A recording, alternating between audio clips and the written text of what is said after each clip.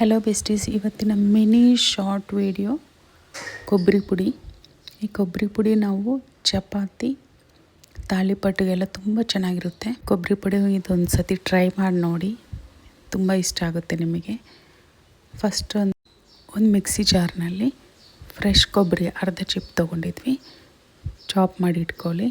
ಹಾಗೆ ಹಸಿಮೆಣಸಿನ್ಕಾಯಿ ಒಂದು ನಾಲ್ಕು ಬೆಳ್ಳುಳ್ಳಿ ಪಾಡ್ಸ್ ಮತ್ತು ಉಪ್ಪು ಟೇಸ್ಟಿಗೆ ತಕ್ಕಷ್ಟು ಹಾಕಿ ಪೌಡ್ರ್ ಮಾಡಬೇಕು. ನೀರೇನೂ ಹಾಕಂಗಿಲ್ಲ, ಪೌಡ್ರ್ ಮಾಡಬೇಕು. ಈ ಥರ ಆಗುತ್ತೆ. ಈ ಪೌಡರ್ನ ನಾವು ತಾಲಿಪಟ್ಟು, ಚಪಾತಿ, ರೊಟ್ಟಿ ಇದಕ್ಕೆಲ್ಲ ತುಂಬ ಚೆನ್ನಾಗಿರುತ್ತೆ.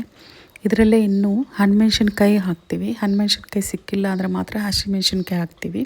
ತಾಲಿಪಟ್ಟಿಗೆ ತಿನ್ನುವಾಗ ಈ ಪೌಡರ್ ಮೇಲೆ ಸ್ವಲ್ಪ ಮೊಸರು ಕೆನೆ ಹಾಕ್ಕೊಂಡು ತಿಂದರೆ ಇನ್ನೂ ಟೇಸ್ಟ್ ಬರುತ್ತೆ. ನೀವು ಈ ಕೊಬ್ಬರಿ ಪುಡಿನ ಒಂದು ಸತಿ ಟ್ರೈ ಮಾಡಿ.